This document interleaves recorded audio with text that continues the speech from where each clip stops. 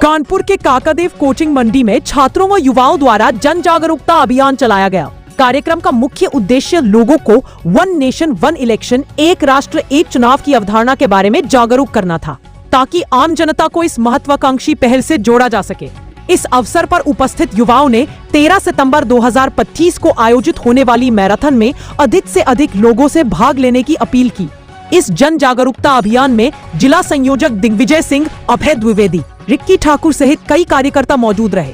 कार्यक्रम के दौरान युवाओं ने पोस्टर, बैनर और नारेबाजी के माध्यम से जनता को जोड़ा। छात्र संगठनों ने इसे लोकतंत्र को मजबूत बनाने की दिशा में एक सार्थक पहल बताया।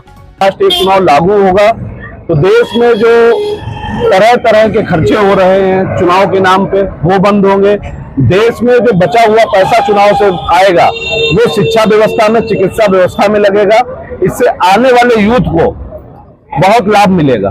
क्या आपको लगता है कि भारत जैसे बड़े देश में एक राष्ट्र एक चुनाव लागू हो पाएगा? हाँ, क्यों नहीं।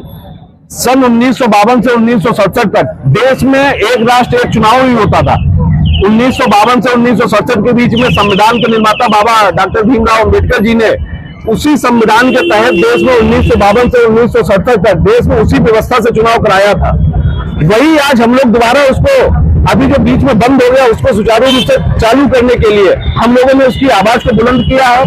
हमारी संगठन ने 1984 में अपने मैनिफेस्टो में डाला था कि देश में एक राष्ट्र एक चुनाव होना कितना जरूरी है, क्यों होना चाहिए। उसको लेके कल कानपुर में फूलबाग से घंटाघर तक एक कानपुर दौड़ेगा और देश जीतेगा, ऐसा एक मैराथन हम लोगों ने आयोजित किया है run for one nation one election के माध्यम से, जिसमें पूरे कानपुर से लगभग 40,000 की संख्या फूलबाग से घंटाघर चौराहे तक उसमें दौड़ेगी शाम को 4 बजे। क्या आम जनता के नजरिए से देखें तो इसमें वोटरों को क्या फर्क पड़ेगा? वोटर जब वोट देने जाएगा, आज आप देखते होंगे इस कानपुर महानगर से, आप देखिए यहाँ पे वोटरों में कितनी उदासीनता है। बार बार 5 साल में 4 बार चुनाव होते हैं। हमारे द्वारा चुना हुआ जनप्रतिनिधि 5 साल में सिर्फ 3 साल ही कार्य कर पाता है। एक बार अगर चुनाव होता है तो 4 महीने की आचार संहिता लगती है। लोकसभा का अगर चुनाव होता है, विधानसभा का अगर चुनाव होता है, फिर 4 महीने की आचार संहिता लगती है। क्षेत्रीय चुनाव होता है तो फिर 4 महीने की आचार संहिता लगती है। अगर नगर का निकाय का चुनाव होता है तो 4 महीने की आचार संहिता। तो हमारे द्वारा चुना हुआ जनप्रतिनिधि 5 साल में सिर्फ 3 वर्ष ही कार्य कर पाता है, जिसके माध्यम से समाज का जो पब्लिक ने जिसको वोट दिया है वो अपना सुचारू रूप से काम ही नहीं कर पाता है। इसमें आने वाले समय में जब हमारा देश में एक चुनाव होगा तो 5 साल में सिर्फ एक बार चुनाव होगा। उसमें जो इधर उधर हमारे उत्तर प्रदेश के लोग, हमारे देश के लोग जो अन्य जगह नौकरी कर रहे हैं, वो उस जगह पे आएंगे, एक बार वोट डालेंगे तो उससे वोटिंग प्रतिशत बढ़ेगा।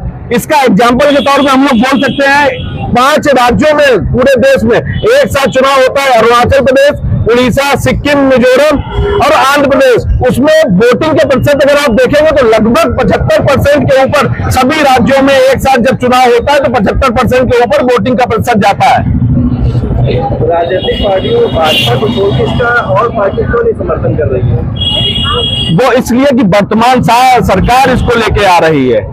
अगर वही वो लोग लेके आए होते तो वो लोग उसका जरूर समर्थन करते हैं। राष्ट्र हित का अगर कोई मुद्दा है तो उसको केवल भारतीय जनता पार्टी ही अपने प्रखर आवाज से वो बुलंद करती है, इसलिए वो लोग उसको स्वीकार नहीं। हमें डायरेक्ट डिबेट के माध्यम से विपक्षी दलों से कहना चाहते हैं, आप इसे नुकसान बता दीजिए कि आम पब्लिक का इसमें नुकसान क्या है। हाँ, क्षेत्रीय दलों की जरूर उसमें राजनीतिक रोटियां सेकना बंद हो जाएंगी, क्योंकि वो लोग एक एक परिवार में 7-7 लोगों को टिकट देते हैं, लेकिन हमारी पार्टी में ऐसा बिल्कुल भी नहीं है।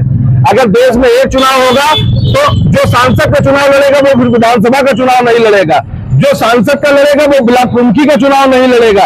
एक राष्ट्र एक चुनाव से ये लाभ है। देश के ऊपर जो आर्थिक सबसे ज्यादा प्रभाव पड़ा है, जो लोकसभा और विधानसभा का 4.5 लाख करोड़ रुपए खर्च होता है, अगर यही चुनाव एक साथ अगर संपन्न होगा तो देश में लगभग 1.5 लाख करोड़ की बचत होगी, जिसमें भारत की जीडीपी में लगभग 1.5% का ग्रोथ आएगा।